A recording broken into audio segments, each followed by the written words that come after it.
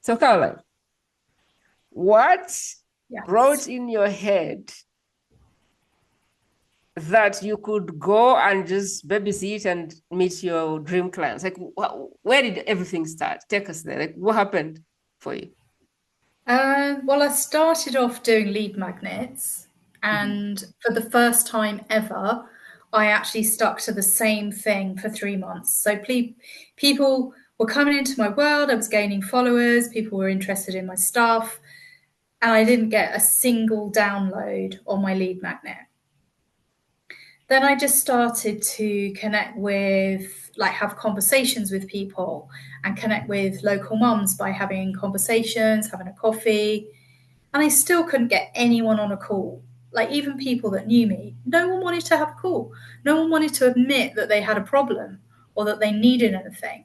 And then even a friend who I really supported with her to get a job, she's still struggling to get a job because that's actually not what it's about. But so I offered to get her through the next bit. She doesn't want to go there. And I've just given her the most amazing support. So I just got really, really frustrated at, like, I just can't even give this stuff away.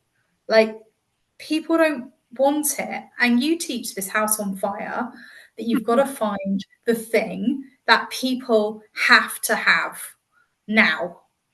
And you're the fire extinguisher. Mhm.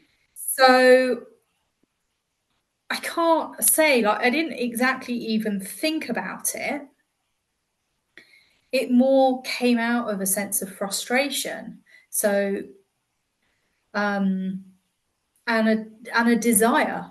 Like, I racked up my credit card because we went to Barbados. And so, that put the financial squeeze on. And I said, right, I'm going to make some money now. And then the next thing, this idea to do babysitting came up. And I've already volunteered at my local playgroup in my local church, which was, again, it wasn't like just a business decision, because there's no such thing anymore. There's no such thing as, oh, that's a business decision, that's a life decision. It's all a piece. It's all life. It's all business. I don't know what's what anymore. I think it's almost embracing that has what's brought me to this place, because I started to feel like, oh, my kids are already growing up. They don't need me so much. I really like small children. I love how fun they are, creative. You can do so much, like, you can paint with them and dance and laugh, and I love spending time with them.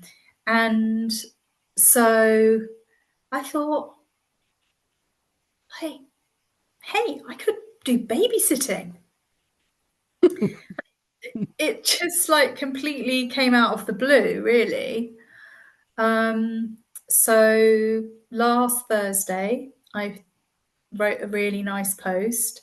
When I was at the baby group, I got one of the other volunteers to take a photograph of me holding a bunch of toys, so I look child friendly.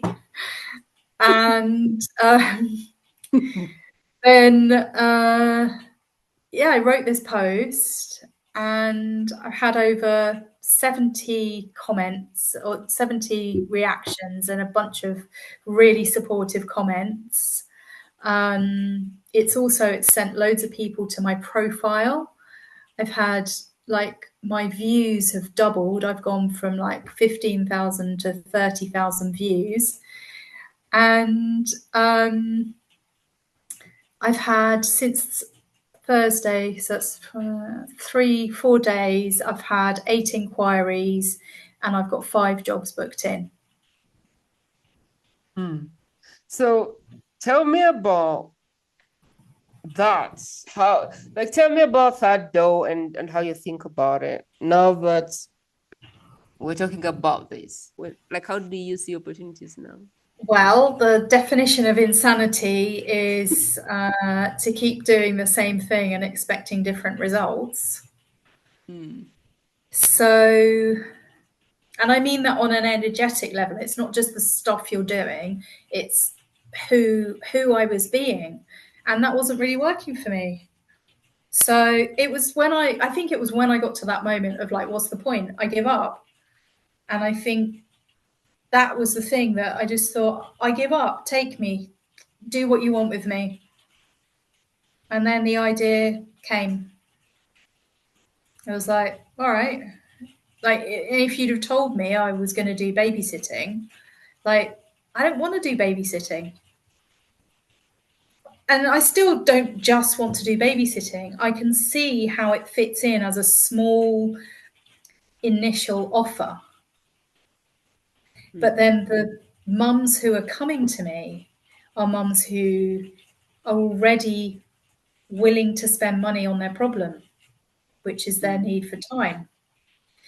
They are willing to spend a bit more than usual because I charge more than my competitors.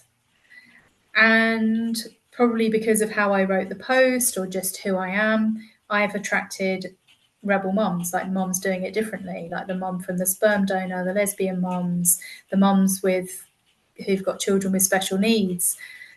And they all need support. They all need more than just babysitting, really. They just don't know that yet. So I don't really know how that's going to pan out, how I'm going to segue from babysitter to motherhood maven and to activating their inner rebel. But I know it will happen, and I know that it's better to just be patient and step back, because it will happen in some kind of weird and wonderful, magical way. I'm going in before I actually babysit. I go in, I've already had a phone call with the mom. Then I go and meet the mom and the child, spend about an hour with them, find out a bit about, their parents are telling me about the child, but while they're talking about their children, I'm picking up other things, like might pick up that they're pregnant and a bit nervous about it, or like a mom today, I could just feel like her energy, like there's a lot of anxiety there. And there's a mom that I spoke to on the phone earlier who she didn't really know what she wanted. She's very confused. She thought she wanted me to come and help with one thing, and then she said, "Oh, I'm not sure if that's what I want." We discussed it. So they're like, they're practically making me part of their family before I've even met them. And that is after failing to get them on a phone call. Now you're getting in their house. yeah, exactly. Some of them on a regular basis. I mean, I put the post up 4 days ago. I've already got 5 paid jobs booked in. I've already done one. One I did the following day. I've got a regular one starting on Wednesday, one on Thursday, one on Friday. And it's where it can go to all sorts of places, and I'm not controlling it. What do you feel like is the biggest thing people do wrong about attract? I think because that's a repellent energy when you're desperately trying to sell people. But I think this is a very, very hard thing to do, to detach from clients and detach from money. I think it's hard because we all need money. But I think if you can find a way to make money not matter, even if it's for a while, that can help. Just the thing that I've found is people have this whole thing of, I meet you, I treat you like a lead, put you in my Zoom room, sell you stuff. I meet you, somehow pretend to be interested, I am on the offer. I've found that when you don't do that, people lean in. Yeah. I've met people like, my standard thing is this: hey, I've seen your work. I really love the vibe of it. Yeah. And I'm like, I actually gather gifted humans for connection and collaboration. Mm. Would you like to join the community? And my take on that is 100%. There's one woman who will say, "Oh, I'm overwhelmed. Oh, I don't want to be on another platform." But most are like, "Oh my God, thank you for thinking of me." And Yeah. it's got me to think that when you can drop whatever expertise you have and just get people to meet their friends, that's a good offer. People have, I think loneliness is a real problem. And Mm. feeling like you're alone is a real problem. So I Yeah. found that there's this sweet spot. People just want to connect with people like them. Yeah. And if you can offer that and usher them into that and not try to get in their wallets as soon as possible, that people appreciate that. Saw you crop up on my feed and I thought, oh, here we go again. It's another coach trying to sell me stuff. And then somehow I was drawn to one of your videos and you were talking about the best kept secret and how the best kept secret's on one side, success is on the other side, and like all the Oprah Winfrey's and Tony Robbins and all that. And you have to find this way to break through, like have this laser focus on your Mm, message to mm, break through. And I'd already put a request out to the universe that for marketing help. And I watched that and I was like, oh my God, that's me. Because I'd already done 3.5 years of trying to make this thing work.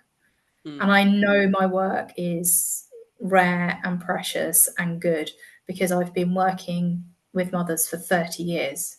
mm, So I couldn't understand why nobody picked up on it, why nobody wanted to work with me. So when you said just those words, you know, that's what you say about calling someone out, best kept mm. secret. I was like, oh my God, that's me. And so you really called me out. That was the first thing. And then I suppose, I don't know how it happened, but somehow I ended up clicking on something, finding your community, dropped into the community, and then you just left me alone. And I was like, oh, like, what? She hasn't tried to sell me anything or get me on a call or I don't get this. Anyway, so I stayed in the community and then you put out this really amazing, generous offer. And I was like, yeah, I'll do it. But it was so seamless. There was no selling. There's literally no selling. You Yep. just said, well, I've got this. What do you think? And I was like, yes, I'm in. And um, then even like the next time when you had your 6-month program, and I'd like you gave me so much value in that first program. So when you said come into this, do you want to come into this one next? I was like, no, I really don't. I want to work things out on my own. So you're like, okay. And then I don't know, you left it maybe a couple of weeks or something, or a few days or whatever. And you said, would it help to have this? What do you think? And I was like, yeah, okay. And you said, oh, I could do a year. And I was like, 6 months? You know, it was just a conversation. It Mhm. wasn't, I never felt sold to. It Because you just don't felt have like, to. You don't have to be salty. yeah, I just felt So like you the had whole this thing. point is everybody is used to you meet someone, they drop you in their world, and now you're a lead, and now they have you by the throat, and now buy my thing because you're a lead and they know what to do and you don't know what to do. And people are now Mm, at a level where they want to throw up at that. So if you can yeah, just be a human being and let people breathe, I guarantee you people will be happy for that. And when you have an offer, they'll be like, yeah, she must have thought through it.